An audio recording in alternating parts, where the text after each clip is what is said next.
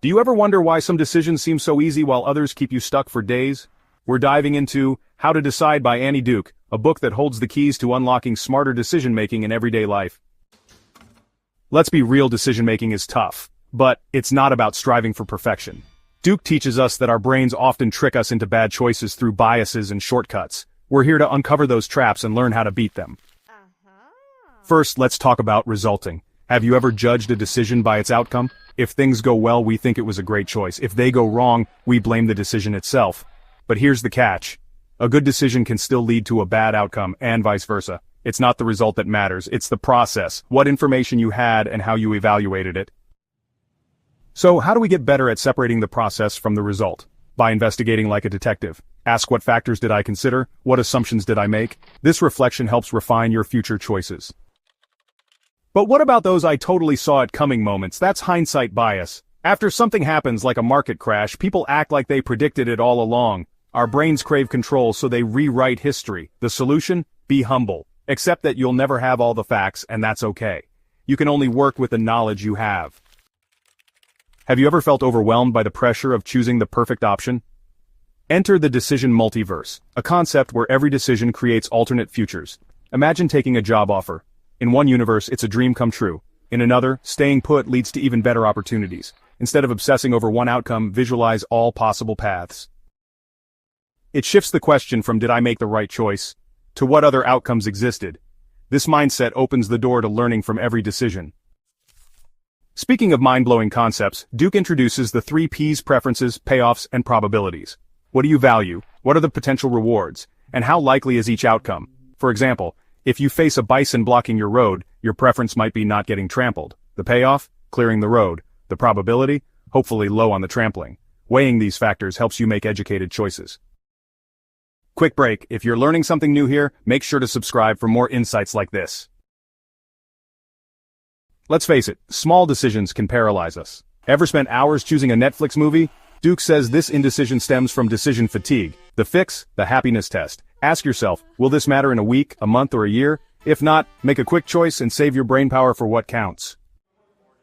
Another fascinating tool is decision hygiene. Think of doctors who once operated without washing their hands. Opinions can be just as contagious, influencing decisions without us realizing it.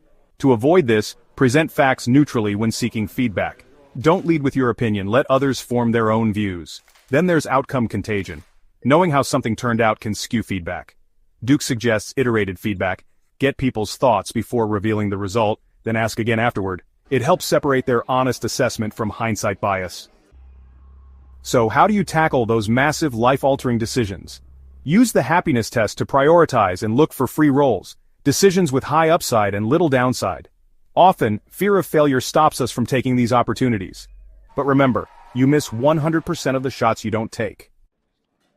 Next, let's talk about quitting, but not in the way you think. Duke's concept of quitutiveness isn't about giving up easily. It's about knowing when the cost of sticking with something outweighs the benefits. Walk away from what's not working and explore new opportunities.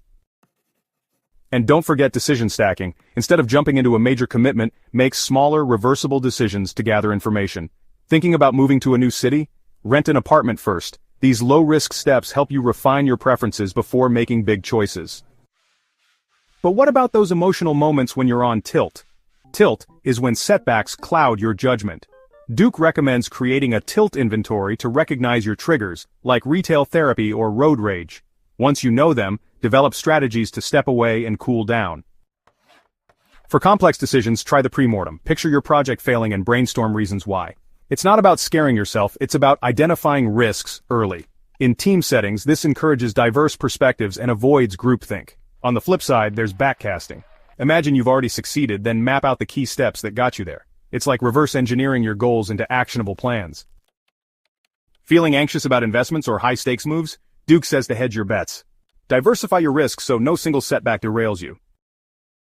Before we discuss the final strategies, subscribe and join us on this journey to better decision-making. Finally, Duke emphasizes educated guessing. Since we'll never have perfect information, it's about making the most informed estimate. Accuracy is about hitting close to the target, while precision forces us to think critically by quantifying our guesses. Over time, practice helps you calibrate your predictions and learn from patterns in your errors. In group settings, embrace differing opinions. Diverse viewpoints challenge assumptions and lead to stronger decisions. Create psychological safety where everyone feels respected and heard. Before you click on our next video, consider this. How can you start refining your decisions today to shape a better future? What's one small change you'll make?